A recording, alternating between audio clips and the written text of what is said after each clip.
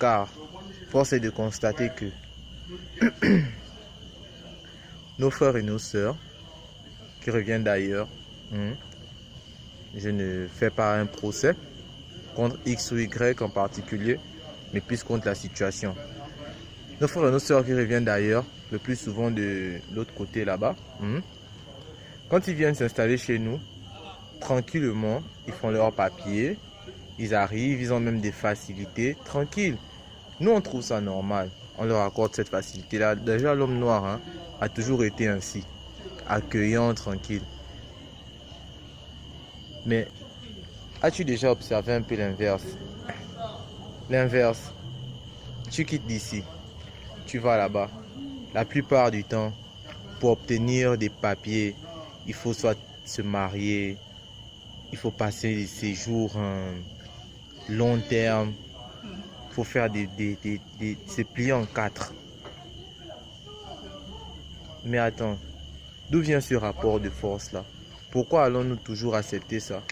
Pourquoi l'autre vient chez nous, on ne lui donne pas comme condition d'épouser une femme de chez nous, de faire 20 ans ou 10 ans pour obtenir des papiers. Mais quand c'est l'inverse, quoi, l'Eldorado, pour qui? Pour qui finalement? Pour qui? Chaque année, on assiste à des situations terribles.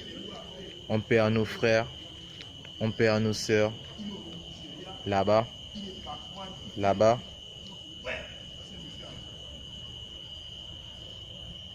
Et on reste sans rien faire en fait. On reste sans jamais réagir. On reste dans notre médiocrité.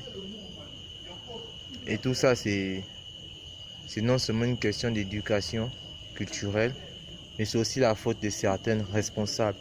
On va pas se mentir. C'est vrai que je prends peut-être des risques en disant ça. Je laisse des traces indélébiles. Mais c'est vraiment pas bien. Comprenons qu'il y a toute une génération derrière nous. Moi, j'ai du mal à m'imaginer que mes enfants viendront encore trouver cette brimade-là. Oui, chose que je qualifie comme étant une brimade. C'est une brimade. L'avenir de ces millions de jeunes ne peut pas être hypothéqué pour des raisons, je ne sais pas lesquelles. Dans nos propres pays, on n'est pas propriétaire de magasins, on n'est pas propriétaire de nos propres vies, on ne mange même pas ce que nous-mêmes on produit. Et je trouve ça déplorable.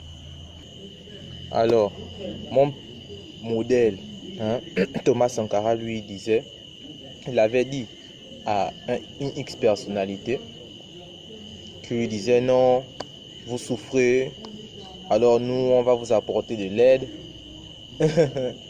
Il lui a dit, la seule aide dont j'ai besoin, c'est l'aide qui me permettra de ne plus jamais avoir besoin de ton aide.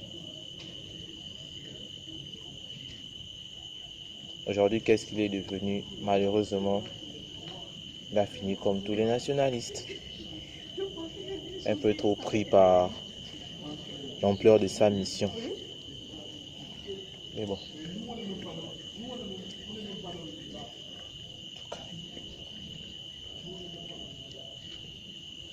J'observais quelques secondes de silence en mémoire de toutes ces personnes-là qui ont perdu leur vie pour le combat. Je ne suis pas impliqué dans X ou Y mouvement, non.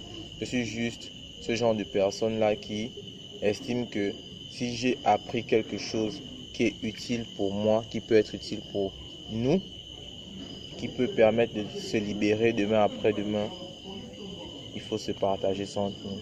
En tout cas, j'espère que vous allez bien. Je vous souhaite encore une bonne et heureuse année. N'oubliez pas de vous abonner, de partager pour faire connaître à tout le monde, pour que le mouvement puisse grandir. Car j'observe qu'il va falloir qu'on se dise un peu plus de vérité il va falloir faire connaître un peu plus de faits historiques pour que les choses avancent.